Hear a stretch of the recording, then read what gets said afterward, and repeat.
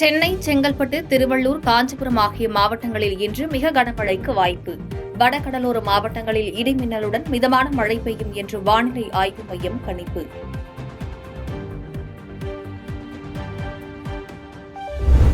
உலக chess champion குகேஷுக்கு நடைபெற்ற பாராட்டு விழாவில் 5 கோடி ரூபாய்க்கான காசோலையை பரிசாக வழங்கினார் முதலமைச்சர் மு.க.ஸ்டாலின்.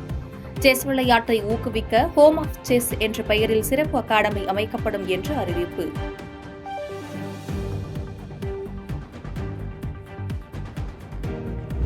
உலக செஸ் சாம்பியன் பட்டம் வெல்ல சென்னை கிராண்ட் மாஸ்டர் போட்டியே மிகவும் முக்கியம் என்று குகேஷ் பேச்சு. அனைத்து நிலைகளிலும் தமிழ்நாடு அரசு ஆதரவும் ஊக்கமும் அளிப்பதாக சாம்பியன் குகேஷ் உருக்கம்.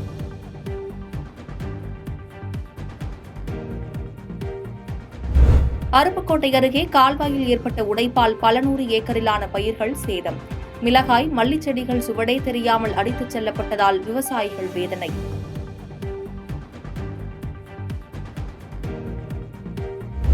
அரிட்டாப்பட்டியில் டங்ஸ்டன் சுரங்கம் அமைக்கும் மத்திய அரசை கண்டித்து கிராம மக்கள் போராட்டம்.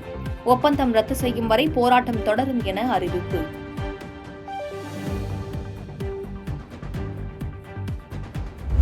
சென்னை வேளச்சேரி 100 அடி சாலையில் தாறுமாறாக ஓடிய கார் மோதி 4 பேர் படுகாயம்.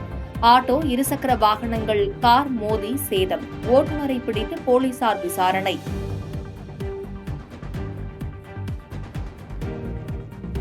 புதுச்சேரியிலிருந்து ஐதராபாத், பெங்களூருக்கு வரும் 20ஆம் தேதி முதல் மீண்டும் விமான போக்குவரத்து.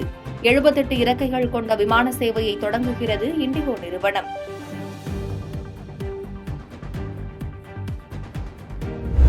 மக்களவையில் ஒரே நாடு ஒரே தேர்தல் மசோதா அறிமுகம் செய்தார் சட்டத்துறை அமைச்சர் அர்ஜுன் ராம் மெக்வால்.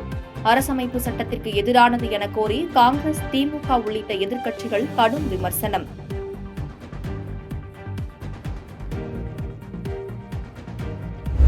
ஒரே நாடு ஒரே தேர்தல் மசோதா அரசமைப்பிற்கு முரணானது அல்ல என்று உள்துறை அமைச்சர் அமித் ஷா விளக்கம்.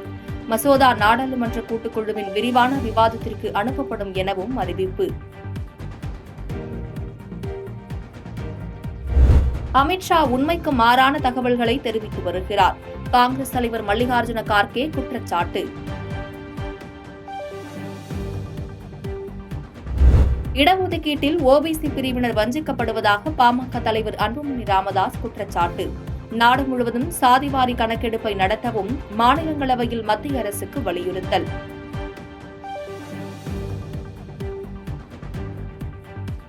ஆஸ்கருக்கான போட்டியிலிருந்து வெளியேறியது லாபட்டா லேடிஸ் திரைப்படம்.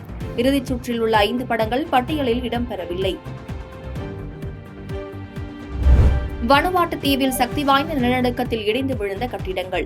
14 பேர் உயிரிழந்த நிலையில் இடிபாடுகளுக்கிடையே பல பேர் சிக்கியுள்ளதால் இறப்புகள் உயரும் அபாயம்.